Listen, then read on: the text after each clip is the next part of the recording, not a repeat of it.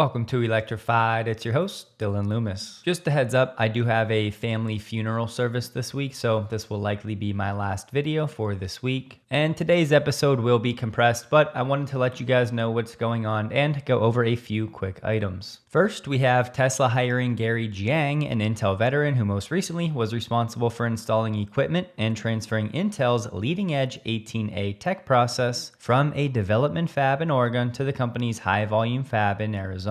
His final position at Intel was as factory manager, where he oversaw the construction of the production facility, the installation of the fab equipment, factory startup, certification, prep for high-volume manufacturing, and the transfer of that 18A tech from development to high volume. And that's exactly why so many people are excited about this hire, because remember, he was hired by Tesla, and as far as we know, Tesla is only focusing on the R&D fab. So Tesla needs to establish that in a way where they can go from that small scale testing to high volume production, which we're expecting to be handled by SpaceX. Gary Jiang worked closely with supply chain, finance, and materials logistics for new factory planning for output, wafer cost, yield, and profit and loss. He also managed the billion-dollar capital equipment and startup of the fab. And we know the Terafab is set to license Intel's 14A process technology. So yes, Gary's one of the best candidates to equip a fab for an Intel manufacturing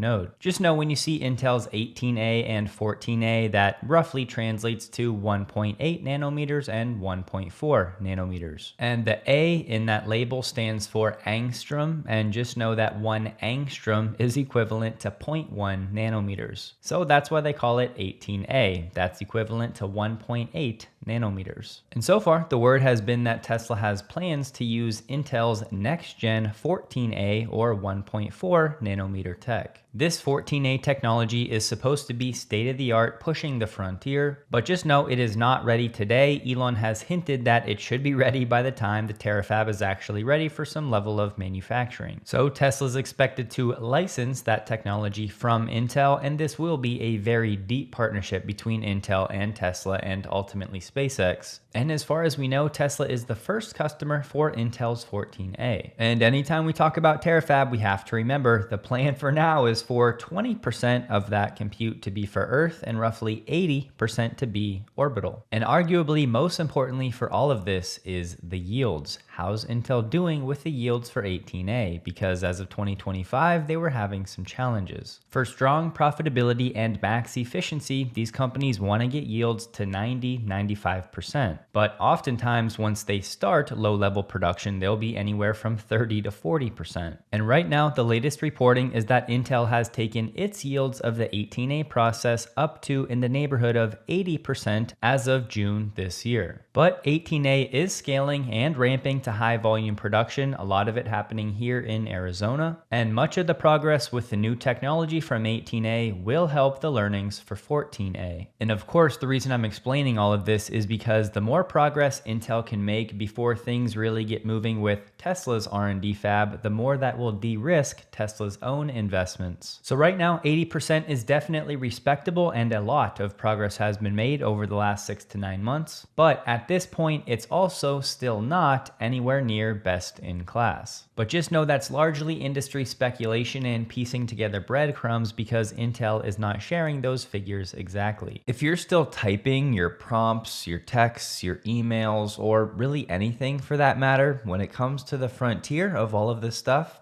respectfully, you're behind. And that's why I'm such an adamant proponent of the hottest voice-to-text tool right now, Whisperflow, the sponsor of this video. Maybe most importantly, it works seamlessly across all apps and devices: Gmail, your text messages, any LLM of choice, notes, documents, anything you can think of. And just like Tesla, watch how smart this is. Hey, Ashley, there are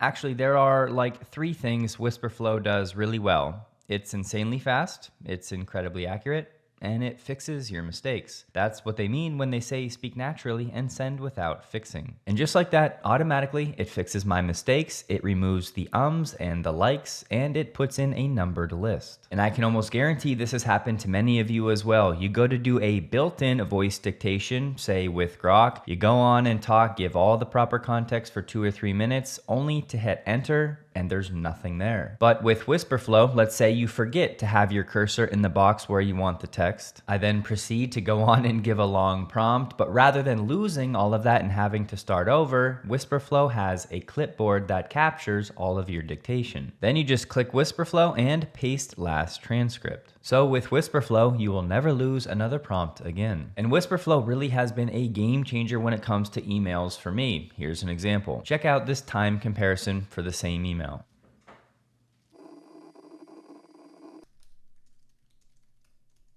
Typing took about 1:20 seconds. And now the same thing with WhisperFlow. Hey Ashley.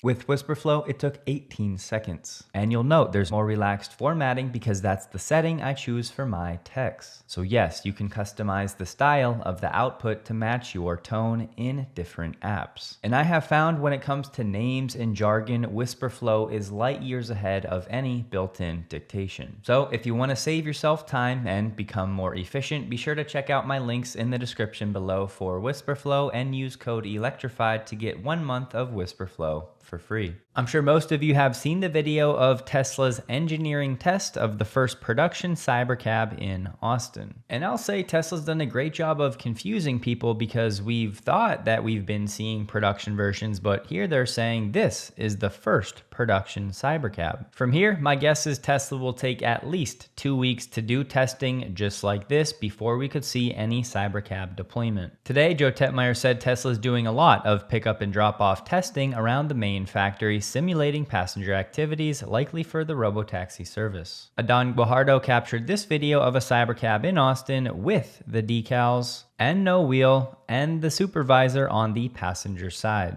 And Joe also shared some images of the Cybercab with a special wrap celebrating USA's 250th celebration, which yes, is the US semi-quincentennial, the 250th anniversary of the signing of the Declaration of Independence. And I've been saying now for months that at some point this summer, we should see at least some level of fireworks when it comes to the Cybercab and robotaxi scaling. So far, we haven't had it, but what a better time to start than sometime around the 4th of July, celebrating 250 years, so we'll see what that announcement next Tuesday is. And on Instagram this week, we had the Coral Gables fire personnel in Florida participating in specialized training with Tesla engineers. This, of course, focused on Tesla's robotaxi platform, and they said Tesla's robotaxi service may potentially expand to the Miami area in the future. Tesla is expected to release its Q2 delivery numbers tomorrow morning, Thursday. James Stevenson is up at 482,000 expected, Troy Teslike 466,000. The analyst consensus is all the way down at 406,000. And at the time of recording, Kalshi's forecast is up at 468,000. And just know Tesla's highest Q2 delivery number ever was Q2 2023 at 466,140. Elon shared a photo saying walking the Optimus production line in Fremont. And I'm sure most of you have seen Herbert and Jeff had the pleasure of interviewing Lars. And we learned that the Model S and X lines at Fremont are now largely cleared out, and the first manufacturing line for Optimus has landed. Now, landed does not mean installed, it just means arrived in the States, but Lars did say they've already begun installing that, and some level of validation of these machines is happening in Germany, which we know as Tesla Automation, which was formerly Grohmann Engineering. And if you're new, they focus on manufacturing automation. So Lars said Tesla's doing a lot of that testing and automation validation at the German facility. And then Tesla's taking those lines from there, shipping it here to the States, and they can get it powered on and hooked up and back together in 2 or 3 days. And then from there, it's only about a week to get it proved out. And that's what they're doing right now with the first line. And he said they have about 40 more to go. And the rest would be for things like actuators and each limb and subcomponents of the limbs, the torso, the battery. So yes, this entire system is very modular, which will make it quick to get up, but there's also going to be a lot of lines. Now, we don't know how many of these lines Tesla can test and validate and prove out at a time as they receive them from Germany, but not counting the shipping times, we're only talking a week or two for Tesla to get these lines up, running, and tested. But having said that, given how many lines they need to have up and running for all of the different parts and components, it's still looking like production won't won't start until sometime into Q4. Dr. Jack on X was saying he thinks Tesla engineers realized they were further ahead on production than they forecast, and that Lars in the interview said Optimus was ahead of schedule. He was speculating about a very impressive demo of V3, and that Tesla would announce production has already started on a meaningful level. Don't be surprised if the demo showcases many Optimi on stage. But thankfully, Elon dunked on this one, saying no, Optimus production will be extremely slow at first, as everything is new. This is not like making a car. And you guys know, over the past few months, I have been much more bearish on Tesla Optimus timelines than many others. So yes, I think Tesla will start some level of Optimi production this year, but much like Tesla's launch for Robotaxi in Houston and Dallas, it was primarily performative, at least to start. So even if we get some very early test builds of Optimus this year, we're not going to see any type of scale this year. Some people are saying 20,000, 50,000, 100,000, and they're all crazy. That is not going to happen. And for me, one of the other biggest takeaways was that the Cybercab manufacturing line is already around 90% automated. And if you've been following along, we talked recently about how the Cybercabs are already doing some of that NVH testing autonomously on their own. And now we learned that that process has a name. Tesla's calling it full self-hearing. So the Cybercabs using the onboard microphones can listen for any creaks or rattles, and with a bit of training, they can start to determine what exactly is going wrong, what that noise is from, and what needs to be fixed. And it should come as no surprise, but we now know factually Tesla is using AI and some agents inside the company to make sure that any changes at one part of the company will be known and understood by any relevant department. So the communication between the engineering teams and supply chain and manufacturing continues to become more tightly knit. The accident happened this morning around 7:30 on US 50 near Traditions Parkway in Dayton. According to investigators, a semi-truck hit two other vehicles, killing two and giving one life-threatening injuries, and was flown by CareFly to a hospital. They say the driver of the semi may have fallen asleep,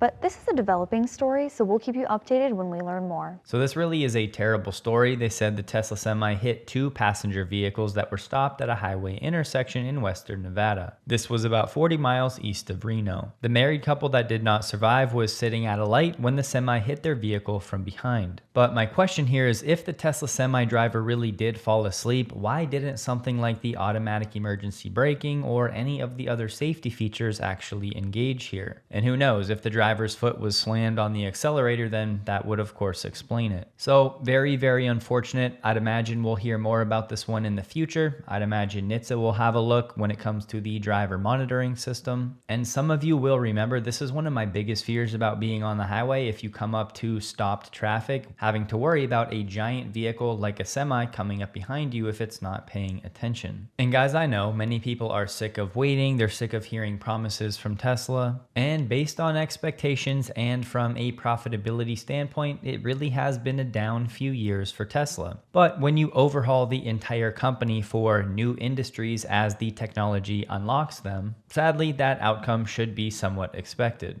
But Tesla shared this image as a hope for the future and said, we've gone from one electric sports car to over 9 million vehicles on the road. The Model Y became the best-selling car of any kind only 3 years after first deliveries. And Tesla has built the largest and most reliable fast charging network with over 80,000 superchargers globally. Tesla has over 1 million Powerwalls installed and 70 plus gigawatt hours of industrial energy storage operating globally across 2,200 projects. And if you take some time to really internalize this image and envision it as our future, it will take another decade plus, but the time is going to pass anyway. And if this was your first Electrified video, just know this was not a typical episode. Just candidly, I'm not my normal self today, a bit preoccupied with personal things going on. But again, I wanted to give you guys a quick update and share what's going on, and just let you know that I should be back to normal hopefully early next week. Tesla stock closed the day at $425.30, up 1.12%, and SpaceX gave back most of the gains from yesterday, closing the day at $157.54, down 7.8%. This while the NDX was down 1.54%. So yet another strong outperformance by Tesla stock just ahead of Q2 deliveries. Don't forget, check out WhisperFlow linked below. I'm just warning you, once you try it, there will be no going back. Hope you all have a safe and wonderful holiday weekend, and a huge thank you to all of my Patreon supporters.